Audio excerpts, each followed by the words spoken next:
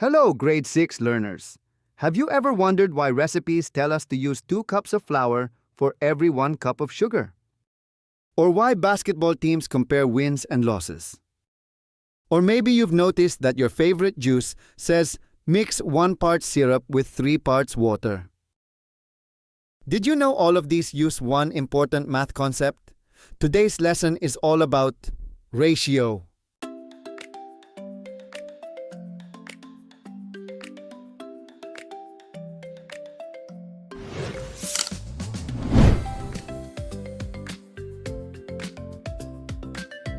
By the end of this lesson, you will be able to describe relationships using ratios, identify part-to-part and part-to-whole ratios, express ratios in different forms, solve simple ratio problems. So grab your notebook, pencil, and let's begin. Before learning something new, let's review fractions. Look at this picture. There are 6 cupcakes. 4 are strawberry. Question: what fraction of the cupcakes are strawberry? Pause the video and answer. The answer is 4 out of 6 or 4/6, which can also be simplified into 2/3. Remember, fractions tell us a part of a whole. Today, we'll learn something closely related. Instead of asking, what part of the whole, we'll ask, how does one quantity compare with another? That comparison is called ratio.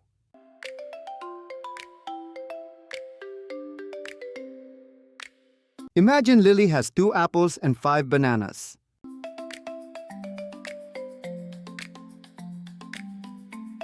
Let's compare them. There are 2 apples and 5 bananas. We say the ratio of apples to bananas is 2 to 5. Read it as 2 is to 5. Notice something important. If we reverse the order, bananas to apples becomes 5 to 2.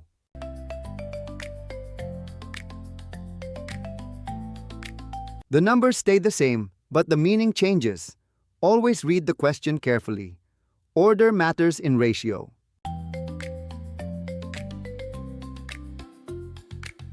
Ratio compares quantities with the same unit. For example, 2 apples to 5 bananas. Both are counted as fruits.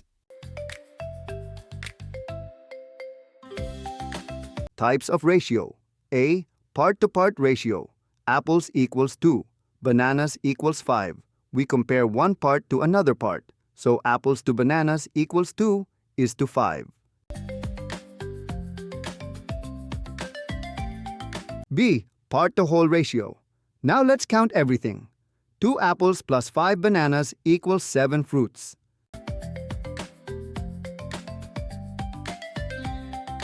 Now compare apples to all fruits. 2 is to 7. Bananas to all fruits. 5 is to 7. These are called part-to-whole ratios. If there are 6 boys and 4 girls, what is the ratio of boys to girls?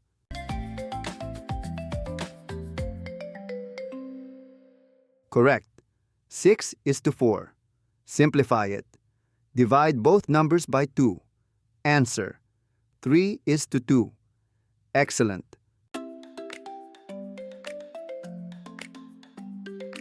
Ratios can be written in 3 ways. Suppose the ratio is 2 apples to 5 bananas.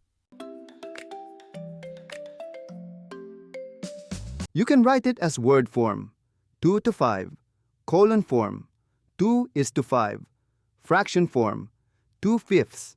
These 3 forms mean exactly the same thing. Example: there are 8 blue balloons and 4 red balloons. Ratio of blue to red. Word form, 8 to 4. Colon form, 8 to 4. Fraction form, 8 over 4. Simplified 2 to 1 or 2 over 1.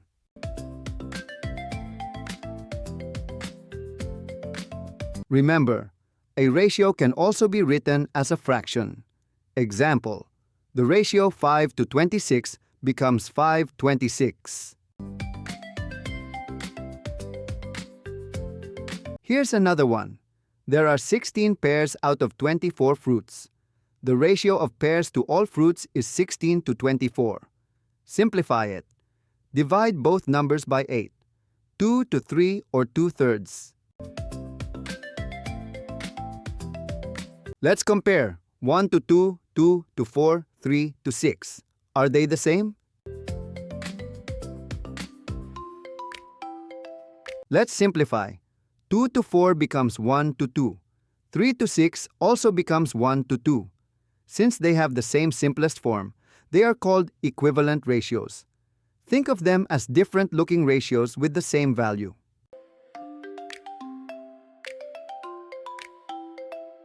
Let's solve together. A classroom has 12 boys and 18 girls. Question: what is the ratio of boys to girls?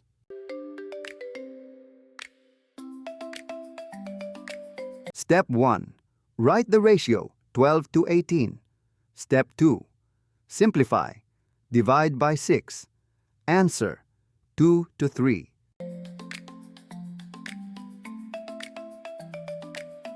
Another example. There are 3 science books for every 4 math books. If there are 12 science books, how many math books are there? 3 became 12. Multiply by 4. So multiply the other number by 4 too. 4 times 4 equals 16. Answer: 16 math books. Today, we learned that ratio compares two quantities.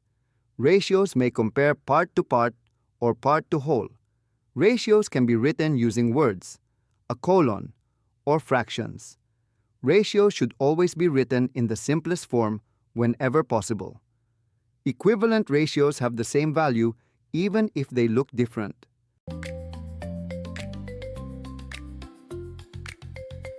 Before you go, answer these questions. Question 1. There are 10 cats and 5 dogs. What is the ratio of cats to dogs? A. 10 to 5. B. 2 to 1. C. Both A and B. Pause the video. Answer: C. Question 2.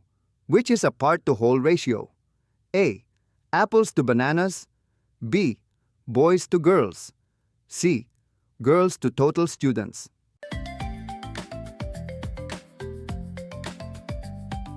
Answer: C.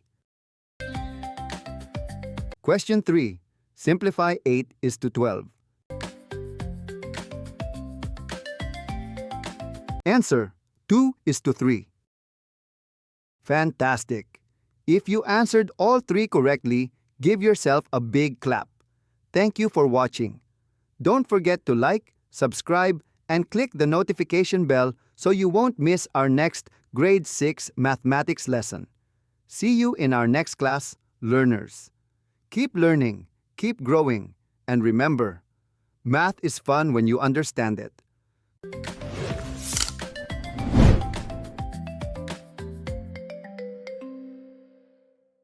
Let's put our knowledge into practice by completing the following activity.